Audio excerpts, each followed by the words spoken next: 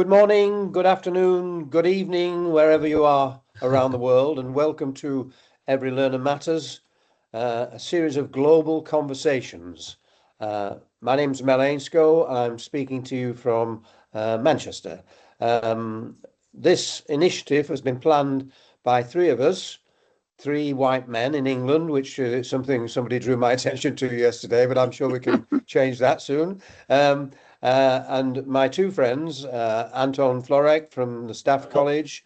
Anton, do you want to introduce yourself? Hi, my name's Anton Florek. I'm a lead associate at the Staff College for Education and Future Schooling. And we should say at this stage that we're very grateful to the staff of Staff College. We couldn't do this without them, and they have this incredible sort of reach, obviously in the UK, but also internationally. So we're very grateful to the college, and we've got David with us, who's giving us the technical background. And Richard? Hi, everyone. Thanks, Mel. I'm Richard Ingram. I work as a consultant for UNESCO in their inclusion and gender department. And yeah, really happy to be here and to meet you all today. It's fantastic, the turnout we have. I was just thinking, Richard and I met in 2024 as we helped to organise the 30-year celebration of the Salamanca Statement, which was held in March 24 in Paris. So that's how he and I met. Anton and I go back more years than we want to talk about. Just briefly, the background to these series of meetings. What happened was in last August, I had a visit to South Australia. I've had links with Australia for many years, partly through my connection with Queensland University of Technology. So I spent 2 weeks in South Australia, and of course I visited schools and I talked to people. And of course I was reminded about how fascinating the Australian education system is. For example, I visited what's called an area school, which is about 5 hours drive from Adelaide. I kept my notes really. It serves a very small area. The school has I think about 150 students. Almost everybody in the area go to the school. It says in their notes 5% of the children are Aboriginal, 8% have disabilities, and about 1% are children in care. It's primary and secondary school, and an incredibly kind of inclusive school in my terms, completely open, and children and families coming in and out, none of the sort of guards that we have in the UK and, technical ways of blocking people from getting in, sadly, that we have that. But I also visited some schools in the urban areas, and they're a kind of sort of different story, really, of the way in which the system of Australia puts kids into different sort of pathways, and how that seems to disadvantage some and advantage to others. And we'll come back to that in a moment. So that experience mirrored many others I had over the years, where having a chance to speak to people about education systems in different parts of the world acts as a kind of mirror. As you hear about and sometimes see an education system in another country, you see your own system and you start reflecting on it. Now, in a sense, that's the simple idea behind Every Learner Matters. What we hope will happen is, as we talk, and there's got to be no lectures, there's no slides, there's no experts really, everybody's making a contribution. What we hope we'll do is every one of us will take part in the conversation. You may not speak, but you're there listening and thinking, and I hope it will create a sense of reflection that can encourage, why we all came back together here. Every learner matters. Just to explain, that phrase, every learner matters, comes from a guide that was produced in 2017 for UNESCO. It's a guide for ensuring inclusion and equity in education. It's available free on the UNESCO website. And the group who met to devise that guide, somebody came up with this motto: every learner matters and matters equally. Now, I think that's the key to the sort of inclusion and equity thing. Every learner matters and matters equally. And that's the spirit that we've come together here to speak. Just briefly then, to explain a bit more about why we came to do what we're doing. as a result of my discussions in South Australia, I had a kind of email conversation with various people, and I realized it was quite interesting to talk about these things and think aloud of them. So then when I met with Anton and Richard, we talked about this, and somebody came up with the idea we'd have this kind of global conversation. So that's what this is about, a global conversation. We hope all of you will be taking part either in spirit, or hope we will speak as well. And there's opportunities to contribute on the chat, or to join in and actually give your views, ask questions, whatever. On each occasion, we will choose a country, and we'll contact people in that country, and we'll ask some of them to talk to us very briefly, to give us a flavour of how the system works. And that's the challenge, really, because it's not just thinking about a system, it's trying to understand its history and how it works. So that's what we've done today. And we've got two Australian colleagues, Glenn Savage from the University of Melbourne, and Julianne Moss from Deakin University in Victoria. So each of them are going to give us a very brief explanation of how they think it works, and some reflections on how it works. So do you want to start, Glenn, please? Yes, absolutely. Well, thank you, Mel, and also thank you to Anton and Richard. It's a real pleasure to be here for the first one of these that Every Learner Matters is doing, and it's a privilege to speak in front of such a diverse global audience and such a good turnout as well. Look, before I say anything about Australian policy, I just want to say that before I was an academic, I was a secondary English teacher, and I taught in schools in Australia and in London in the UK for several years. And, most of the schools that I worked in during my time were doing it pretty tough. There was communities of high unemployment, significant poverty, and families under a lot of pressure. And as the saying goes, what I learned in those classrooms shaped me and my work in ways that no book or journal article ever could. I kind of saw up close what it means when a system fails young people. What struck me most during those years was a kind of dawning recognition that our schooling systems weren't ameliorating those inequalities, and in many cases I felt that they were compounding them. And that realization generated in me what I often call productive rage, so kind of not despair, so to speak, but a kind of productive anger that made me want to understand why things were the way they were, and then ultimately do something about it. So I mention all that because I think it's important for what follows, because that experience drove me into a PhD focused on equity policies. And, one of the early contributions of that work was a special issue that I led in 2013 with Sam Seller and Radhika Gurur. And that examined the shifting and contested meanings of equity policies within Australia, but sort of set within a global frame.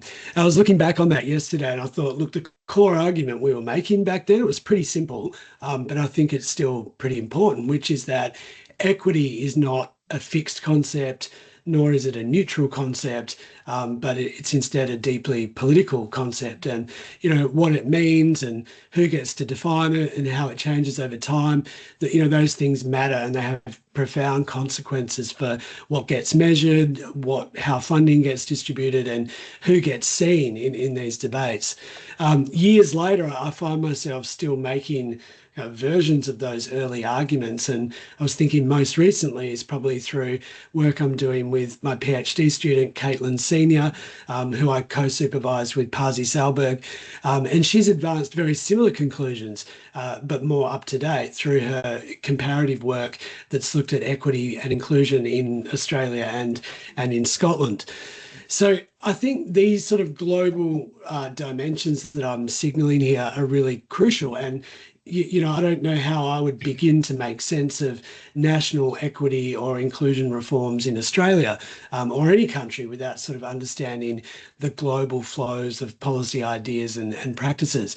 And I think, as you've just said, Mel, the name Every Learner Matters, it really signals this directly, drawing on the tradition of thinking that UNESCO's work has done, and that vision of learning as a universal entitlement for every child.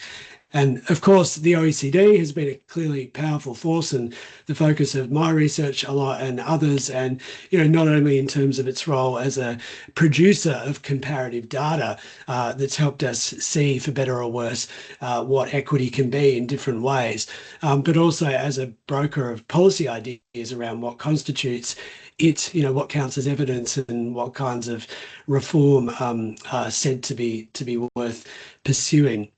So Glenn, can you just remember, most of us have not been to Australia. I have. Tell us how the system works broadly. What does it look like? Yeah, so that's exactly what I was about to say. So when you bring all this down to Australia, I think probably the most important thing to note is that it's a federation.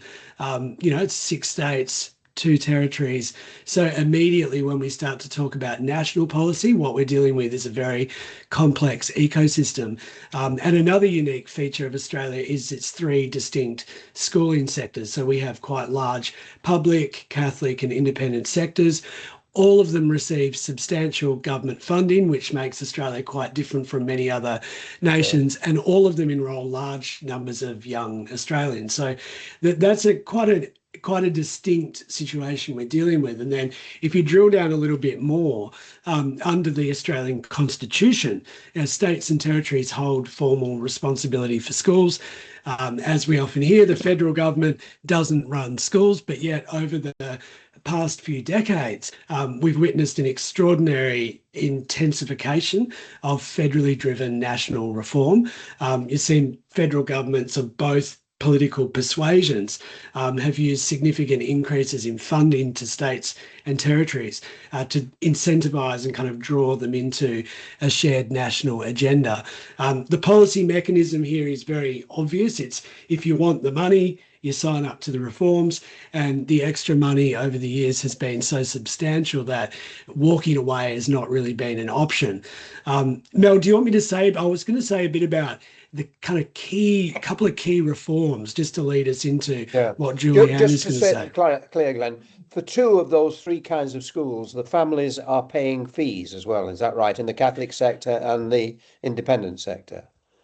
Yeah, so the Catholic sector is made up of, largely dioceses, like groups of Catholic schools, and they really range from very low fee paying schools, many of which serve low income communities, right through to very elite high fee paying schools.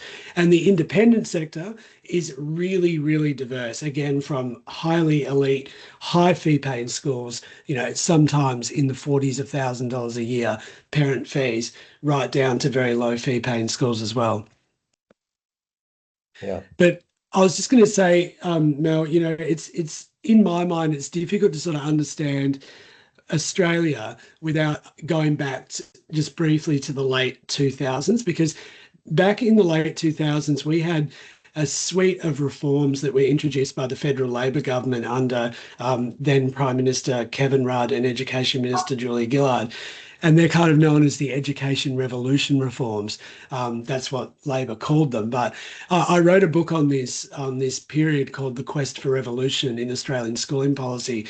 And I kind of conceptualized this period as a process of grand design. It was this vast project of federally driven, interconnected policies, underpinned by a kind of belief in a what works logic and also alignment thinking. So basically we had these previously much more diverse state and territory systems, and then again the Catholic and independent schools. But there was this sort of strong idea in the late 2000s that if we can just find what works and effectively standardise and harmonise and align policies across the federation, then greater equity, inclusion and outcomes will follow. So we saw us going as a country from having effectively no, key national policies through to having standardised testing in literacy and numeracy, standardised teaching, teaching standards, standardised national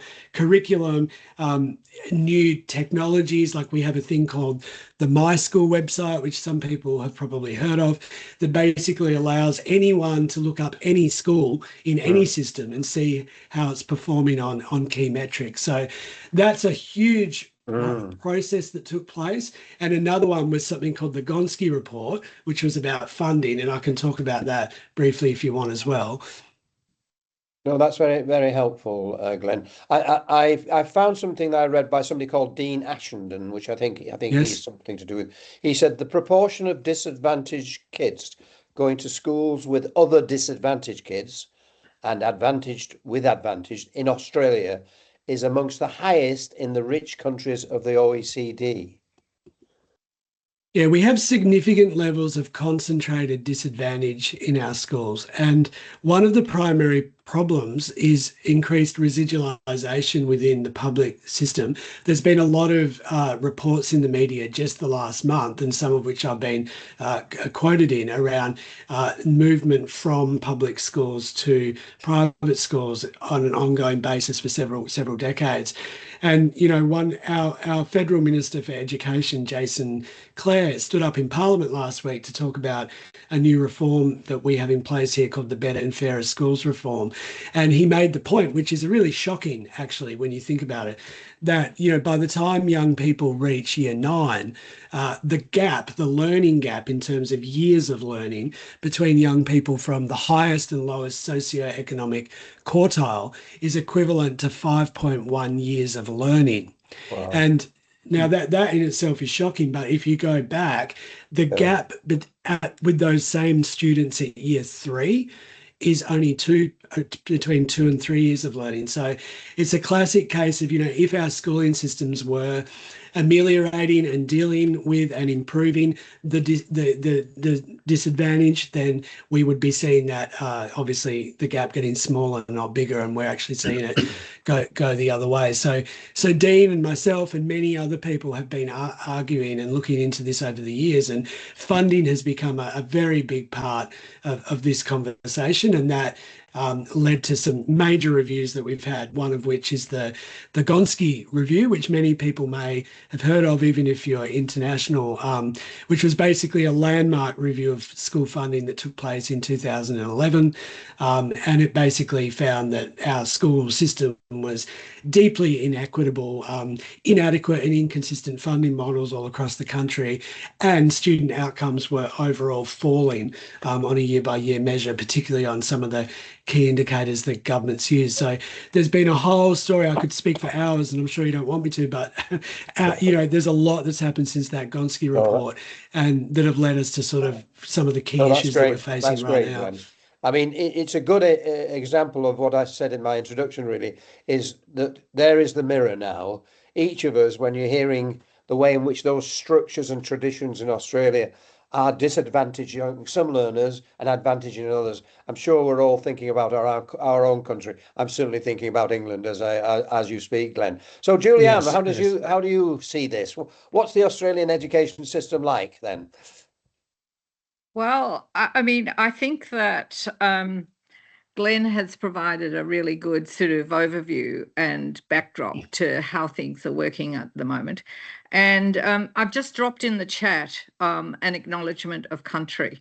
And as is usual for us in any of our sort of major meetings, events that we might hold in schools and or universities, we go and we acknowledge the traditional custodians of the land and pay our respects to the elders past, present, and to really sort of say to ourselves, well, you know, Glenn's actually outlined an education system, but, you know, we have had education in Australia for millennia, you know, and those who are gone from before us also sort of hold knowledges. So one of the sort of key interests that I've always had in my work is how to be able to understand the whole notion of diversity and what might be some of those barriers. And certainly in terms of the sort of research and scholarship that we're working on and wanting to be able to ensure that, every learner does matters, is the impact of colonisation on education in Australia is incredibly strong. And if you do an analysis of what Glenn, has said, I mean, at one level, it's kind of quite familiar to everybody, but it doesn't actually really speak to what we might understand about the kind of knowing that comes from land, country, waterways, and the enabling that Indigenous knowledges have given us. And I mean, in terms of the system as well, I've kept one little funny chart ever since I've did my PhD, which was a comparison between the number of all schools in Australia and the number of special schools that exist in Australia. And I've been keeping that little chart since, it's when I did my PhD, which was, 2000. And basically that percentage, has still held true. So while Glenn's talked about, the structures that actually form our system, there is also a very strong underpinning of special schools in Australia. And they may well exist in both public, private and independent schools. And those numbers have not gone down despite all of the work that has been happening underneath the sort of the equity umbrella. But those numbers actually mask the number of young people who are either in sort of separate units, support schools, whatever it is that people want to say. So in 2012, there were 9,427 Australian schools and 424 special schools. In 2022, we have 9,614 Australians at all schools in Australia, and there are 520 schools. And what's interesting is when you dig underneath those numbers, you actually find that the increase is in many of those independent and private schools. So in sense, the notion of the way that the burden for all learners in Australia is being sort of carried quite disproportionately. And as Mel mentioned, I work in Victoria. I work for Deakin University, but I'm an islander. Tasmania, the tiny little island down the bottom, is my island home. But it's Victoria that I've worked in and amongst over the last sort of 20 years. So Victoria is an interesting case to be able to look at in the context that Glenn is speaking about. It's the second most populated state in Australia. The population will hit round about 7 mil. But in this state, the proportion of Aboriginal and Torres Strait Islander young people is just 0.7%. There are approximately 180 languages or dialects, and almost 30% of families, young people, speak a language other than English at home. So it's an incredibly diverse, but it also sort of points to the importance of being able to understand the local. How the states in Australia vary, and the way that the structures and policies that Glenn has referred to play out. So a recent statistic from the Victorian Council of Social Services has cited that there are about 800,000 Victorians living in poverty, and of that, 215,000 are children. So, I mean, that kind of brings it home to us, I think, in terms of the way the structures of not only education, but the other systems are operating in the context of what we call Australia. But there are very different sort of state variations. If I posted the numbers of the Northern Territory, they would look different compared to, what somewhere like South Australia or Queensland would look. So Glenn talked about, the federation, but the states of Australia have very, very strong kind of imprimatas, cultures and traditions that go back decades about the way that we do things here. So when we think about Australia, we can talk about it, the big, but you also need to sort of go to the micro levels. And even when you come down to the state, if I go down again into communities, we find this incredible sort of diversity.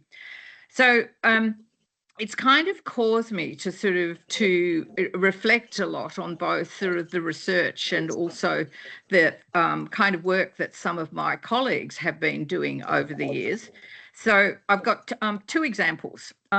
So the first one is a very large Australian Research Council project that was led by my colleague, Professor Amanda Kelly, with Jill Blackmore, Katrina McDonald, and some colleagues from other institutions.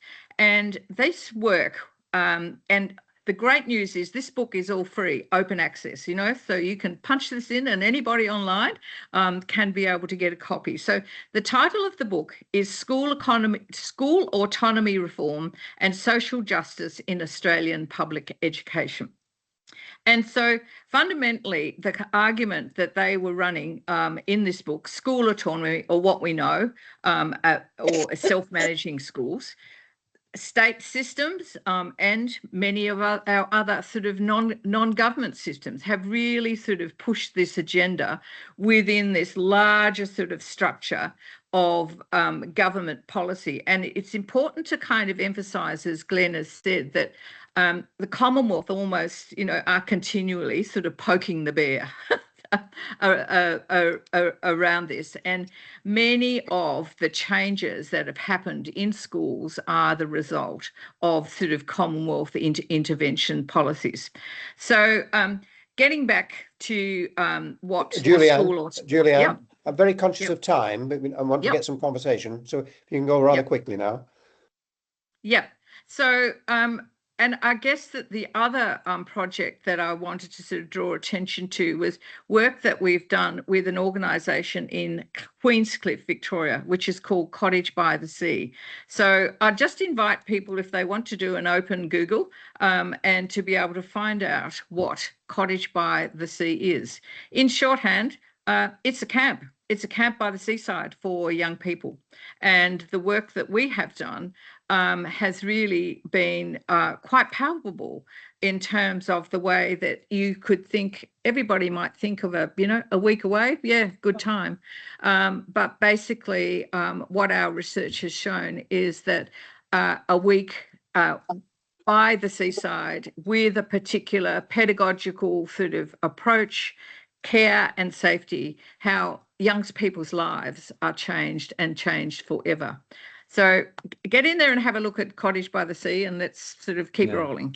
Julianne, just very briefly, I know Glenn and Anton are going to say something, but will you share those two links? Yes, for those examples? I've got a whole document for you. I'll send to you so people can follow up. Yep. Just to add, you talk about Victoria, probably the most famous book was called Disabling Policies, written by a colleague, Gillian Fulcher, I think around 1990. And she said she looked at the policies of Victoria, which were to aim for integration, and she concluded they led to more segregation, which is rather interesting. I mean, that book is well worth going back to if you get a chance. Absolutely. Richard, can you draw one or two people in who are wanting to speak now? And what we're looking for are your thoughts, reflections. What does this say to you about your country? Richard? Yeah, absolutely. I'm just conscious as well that Glenn has a hand up. I don't know if Glenn, did you want to briefly mention something or? Yeah, just like 30 seconds. I just wanted to really underline the point that Julianne was making, and it's also been in the chat as well, just around how it is almost impossible to speak of one national system in Australia. I mean, when I teach kind of policy 101 here in the university, like, people often say, oh, well, we kind of have 8 systems, right? Like we've got 6 states and 2 territories. But then when you really dig down to it, you've got 6 states, 2 territories, 3 sectors within each, and then all the schools have differing relationships to national policies. So if you take something like the national curriculum, it was actually developed collaboratively across the whole federation, but then state schools tend to operate with a state-based version of the national curriculum, which are different in every state. Then you've got, independent schools that often don't follow the state version. Even if they're in the state, they follow the national version. And then you've got Catholic schools that follow a Catholic flavored version of the same thing. Technically, they're all aligning with the national curriculum, but they're not. I don't think anyone really does it in a really pure sense. So I think that's just really important. And also that federal and national are not synonymous. So I think that when the federal government may be involved in trying to shape things, but there's not really such a thing as a federal policy unless it's something to do with funding, because in most cases, it's a national policy that's agreed to through intergovernmental. I think processes. we're getting into too much detail now, but it just reminds me of something I often say when I'm giving talks: context matters. And I mean, we're getting into so much detail about the Australian context because it's complicated, but it's complicated wherever you go in the world. Richard, are some people going to make some comments and ask some questions? No, comments. Yeah, really. I hope so. Absolutely. I'm going to just very quickly put I've put it in the chat above, and I've just put it in again. I've seen people putting links to things in the chat and resources. Oh, great. And I'd be really appreciative if you could go and follow this link into our shared Google Doc and paste those in there. It's open access. Everyone can edit and add things to it. It will, I think that will then build up a really nice set of resources across the 4 countries and beyond as we go further as well. I'll talk a bit more about that later. But let's have. I have a question. Anton, from the chat. please. You've had your hand up for about 10 minutes. Yeah, from San. I would be interested to hear the levels of disparity in outcomes for children in care and those who have involvement from social services. Very good. Yeah. Sorry, my name's Shukriti, by the way. It's not Oh, Sam. apologies. That's okay. Do you want to speak about it? Say a bit more. Yes. So I'm the Director of Children's and Education Services in Coventry City Council, which is in England. I think we're all grappling with belonging. Belonging is key to inclusion, isn't it? And how we create that environment. So for me, we know that there are disparities for children who are disadvantaged significantly because they've had to come into the care system, or they've got a social worker, family life. It's challenging. There's levels of poverty. And I just wanted to know a bit more how you've grappled with some of that within the Australian context, because you talked about quite at the beginning, I think, Glenn, around Indigenous population and the Aboriginal experiences and some of the schools that you taught it in, and you talked about equity and inclusion, which I think are really key elements of us having an inclusive system. So I just wanted to know what the disparities were. Thank you for that. Just before you answer, Glenn, I see we've got Geraldine with a hand up next. Geraldine, will come to you after that. And then in the meantime, if anyone thinks of anything, please put your hand up. Please have a question ready, and then we can. Or a comment. We want. Or a comment, or a question in the chat, whatever's easiest. Do you want to come back? Thank you, Sukriti, for your comment, but I don't know the answer to that off the top of my head. But there are part of the complexity of Australia is that there's so many different data sources. So ACARA, which is ACARA, they do a national report on Australian schooling every year, which contains a huge amount of data and tries to understand things like performance and equity and other factors through a national lens. But then most of the data on things like that would be housed within state and territory departments of education, some of which would be available publicly, and others, often the stuff that you find the most interesting, you might have to apply to get access to. But I'll have a think about that and see if I can find anything. Thank you for raising it, Sukriti. It really is a very important point. I mean, can I just add to that? When people talk about inclusion, Sukriti, they immediately think of disabled children. Of course, we mustn't overlook them. But I mean, some schools I go in, they talk about invisible children. Children, nobody knows their name. They're there. Are they included? Well, yes, they're there, but they don't feel included. So I think as we dig into this concept of inclusion and equity, we have to look at who is missing and who is being overlooked. Do you want to come back, Sukriti? Yeah. I just wanted to say the reason I ask is also, and somebody's mentioned that racism hasn't been mentioned here, and absolutely that has to be a factor, is because I had a presentation that I heard from Western Australia about the Aboriginal experience and the numbers of children in the care system compared to the community. So it's all of that I think is helpful for us to think about. Yeah. Anton, you want to come in? Yeah, this is from Councillor Darren Gelder. Hang on, Anton. We were going to Geraldine next. Oh, and then we'll have your one. Sorry, Michael. Thank you. Thank you very much. My question is more to do with the sort of gender equality. Sorry, first of all, I work in UNESCO, the Inclusion and Gender Equality section, and one of the things that we found a few years ago was that boys' disengagement from education meant that the out-of-school numbers for boys was much higher globally than girls. Were much higher, 139 million to 133 million girls. I'm just thinking about the Australian system where there is more single-sex schools, and wanted to know what you've seen, what have the trends been compared to the global trends when it comes to boys' disengagement? The conversation's getting quite complicated. We've had children in care, now we're thinking about the gender issues, we've had the ethnic issues. It's a complicated agenda, isn't it? There's no doubt about it. Can I just quickly say, Mel, I think it depends. I mean, these are awesome questions, but it depends on how we're understanding performance, because the things like, for example, the Australian National Report on Schooling that I just put as a link to the chat, that's a really good place to go if you want to understand like how standardized testing things like NAPLAN, we call it, the National Literacy and Numeracy, you can cut that and look at demographics and trends across the country and within individual systems based on things like gender, Indigenous status, geography and things like that. But one of the criticisms that myself and many other people have made is that while that is very useful and interesting, we have a very reductive understanding of equity within Australia, which often just means what's the relationship between background factors and test scores on NAPLAN. And part of what I've been often advocating for is we need a more holistic understanding of equity and what it can mean. Yeah, very good. Richard? Yeah.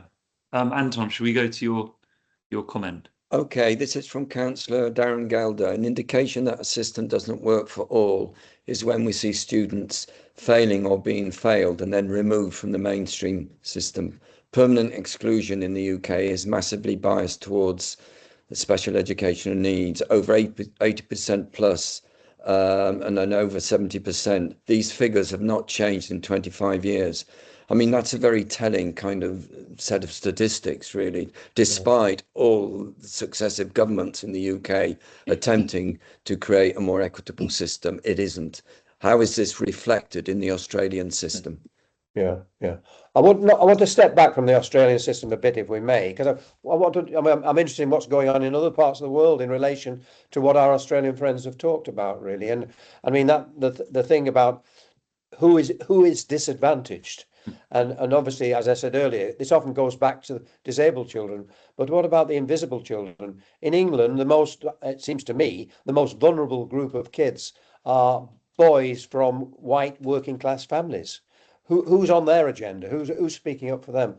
Are there other people in other parts of the world who want to comment on their own situation, Richard? Yeah, Melanie. Melanie, sorry, Mel. It doesn't. It doesn't. You can hear you, Melanie. We can hear you. Good. Sorry, it doesn't, Mel, answer your question because I'm from the UK and I wanted to ask a question about Australia. I was particularly interested in, Glenn, about national policy or any policy really. How does Australia deal with the kind of different areas of so health, education, children's social care, adult social care? How are those combined? Do they work together or are they very siloed? Or because we absolutely know in the UK that the more joined up those services are, the better you'll get as outcomes for children, particularly those children who are minoritized or disadvantaged. So I wondered what it's like in Australia. Julianne saying in a word, not very well. I was about to say exactly the same thing. Like, just as one very quick example, we have this major new reform called the Better and Fairer Schools Agreement. It's seen like $16 billion extra going into schools over the next 10 years. And even though the report that led up to that was big on having a more holistic and joined up approach to these issues, and recognise that equity can't be dealt with alone by schools. There's really nothing in the reform process that's going to do anything to get rid of some of those silos. They refer to some developments in Western Australia, like full service school models, which are being trialled here. And my argument is that those sorts of models should be brought into the centre of these reforms at the national level, not sort of just given as examples of things that states could do with extra money. Richard? I think I've lost Richard. I think he's gone. I think he's frozen. It's frozen. Can you see the, Anton, can you see the,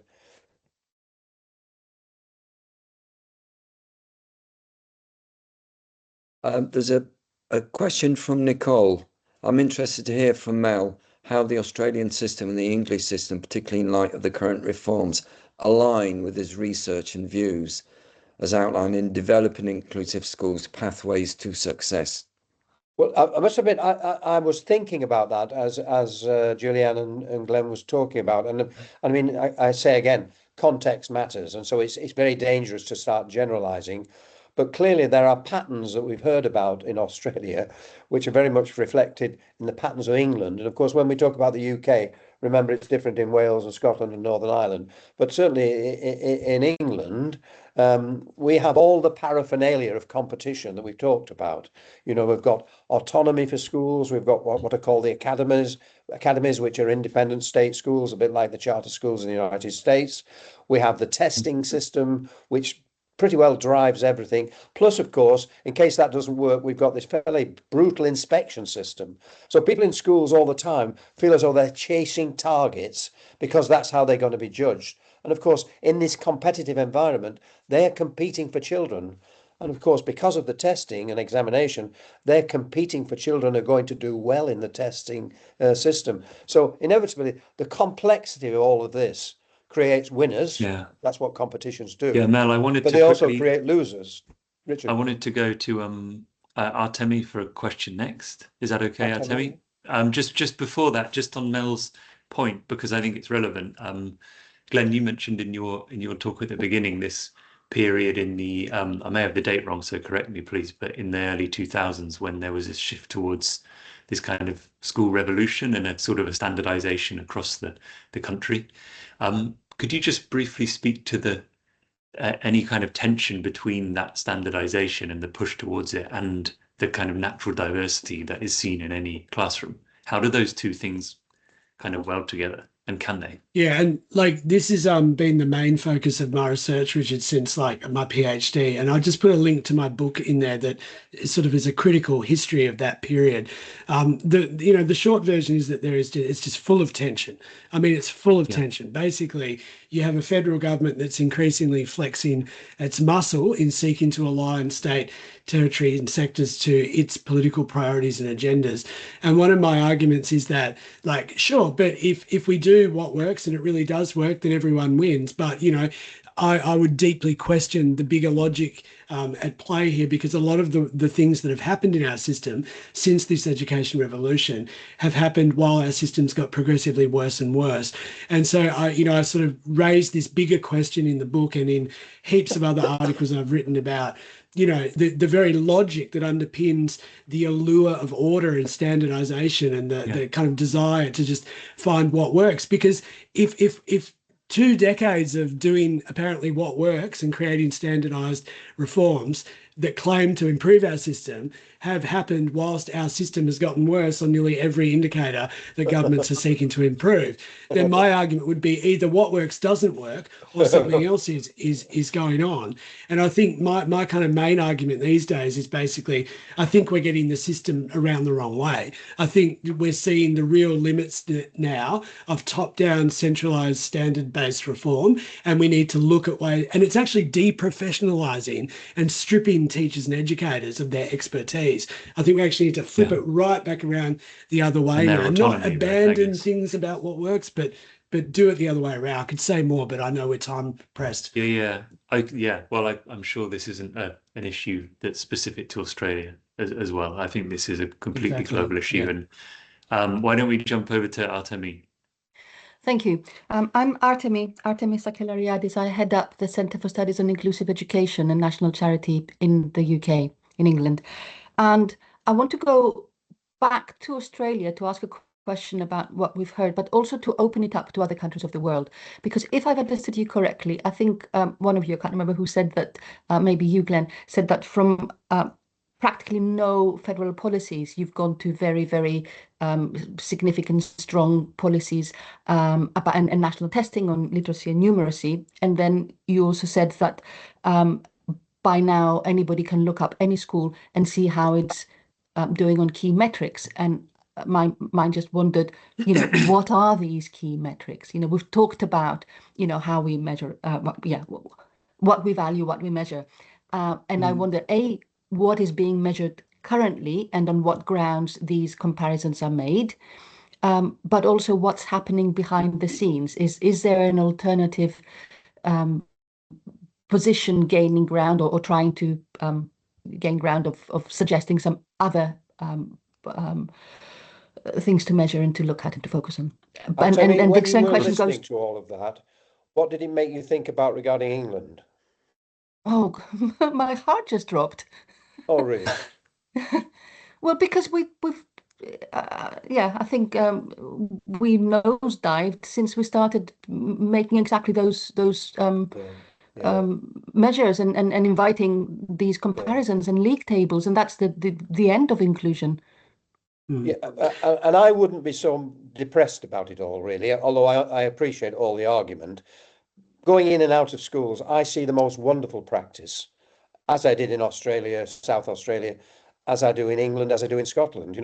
Despite policy, it's Yes. what goes on in the classrooms that matter. Yes. And I meet lots of teachers who are very committed to the idea that every learner matters, and they're making it happen in their classroom.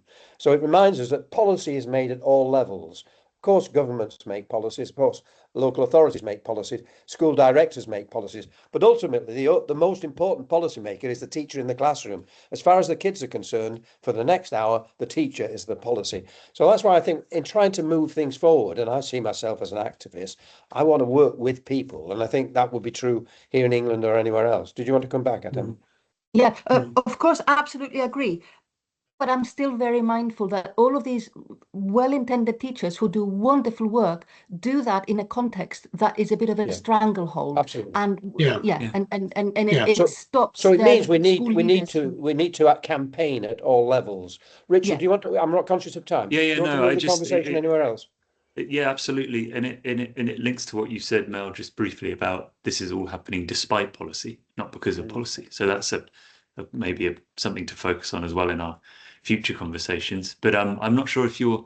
I think we'll move over to Linda, who had a hand up, and then Mika. Did you have a hand up? You had a hand up, but you put one down. But you'll feel free to jump in after Linda if you still want to.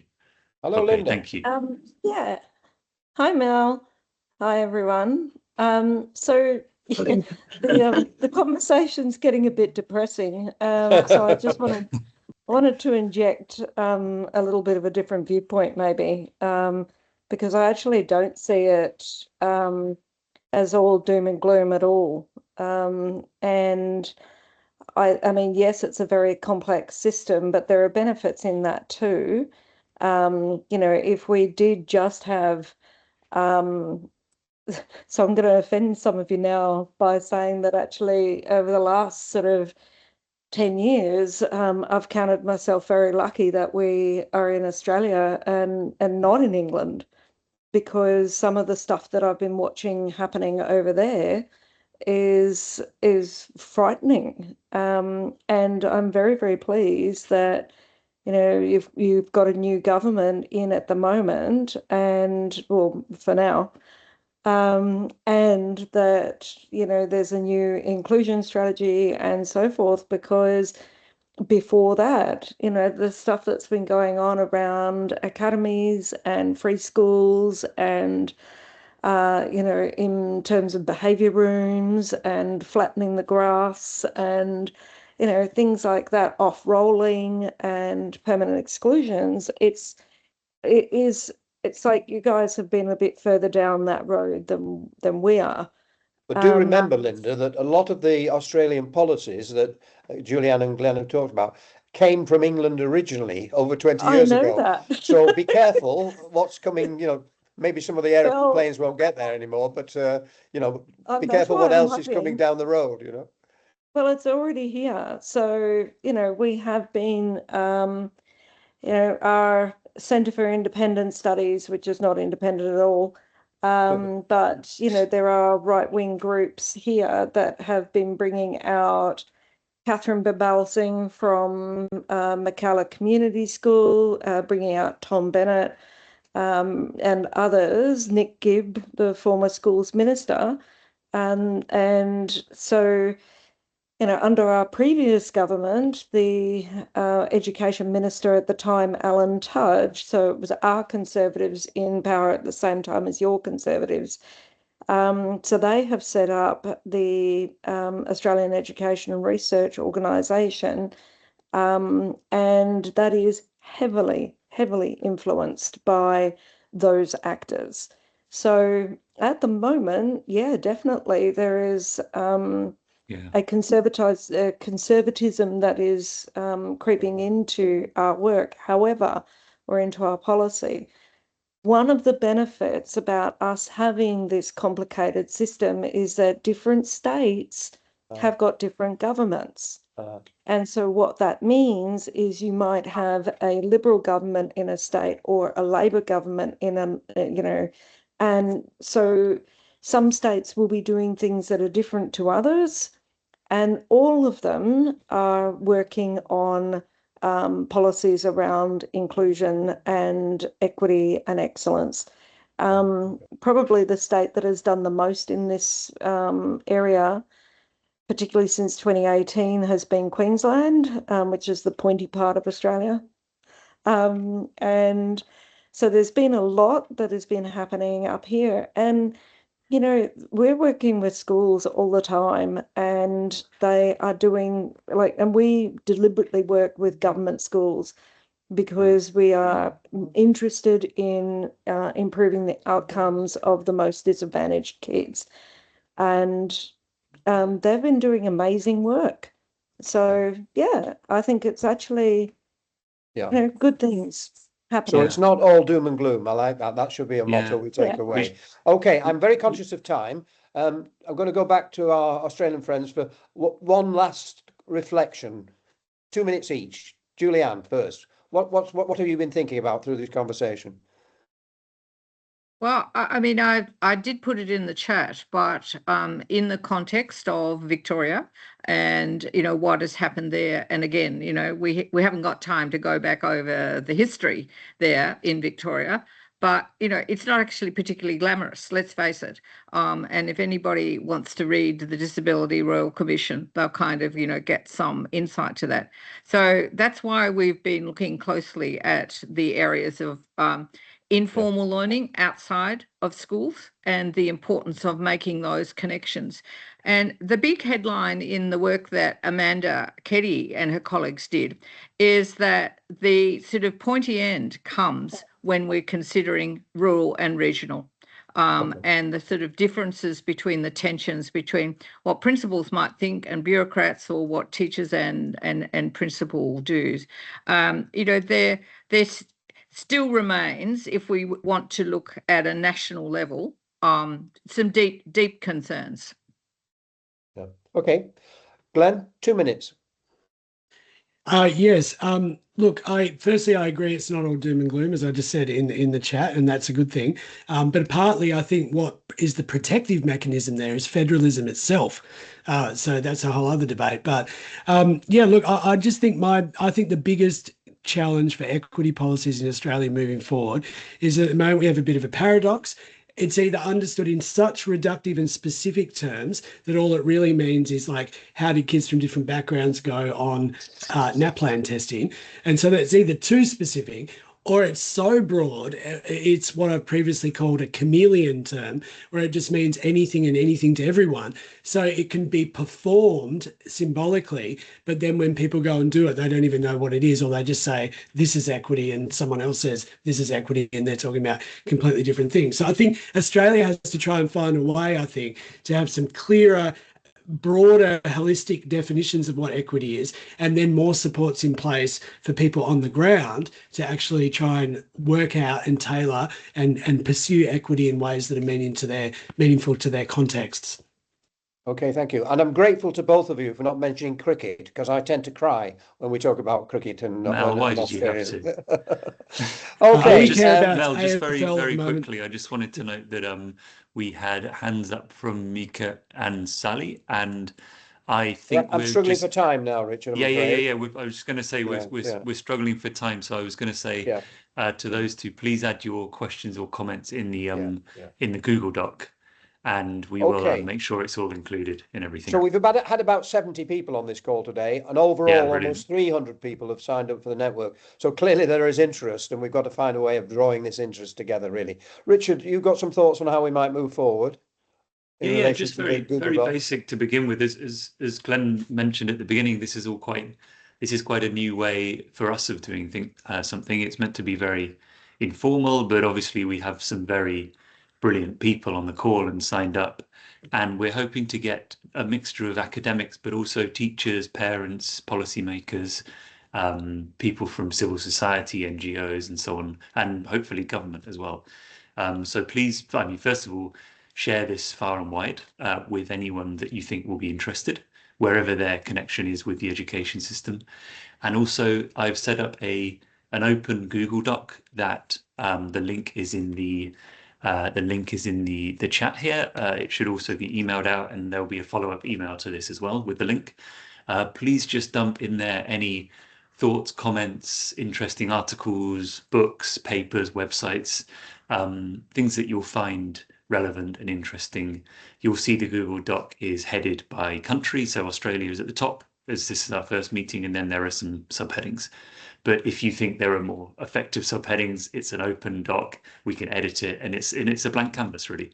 And the aim is that hopefully either at the end of this year or perhaps slightly sooner, Mel, Anton and I will start writing up what we have gathered from these conversations, what we have in the Google Doc, and hope to publish something based on that. So yeah, I'm really excited about where this is going, and thank you all massively for your contributions today. I think it's been great. A really good first start for us. Anton, next arrangements? Yes, our next meeting is on May the 28th, when we'll be looking at Chile. And within 2 weeks after today, you should get a further note with the link to the video and the transcription to keep the conversation flowing. So it's critically important that you feel able to share openly in both the transcription and the video link, and share with other colleagues. Thank you for your contributions today. Okay, well, thank you to everybody, and especially thanks to Julianne and Glenn, who really inspired a lot of discussion and thoughts. I'm sure it will continue beyond this meeting. So thank you for joining us, and we look forward to seeing you next time to talk about Chile. Thank you and good day.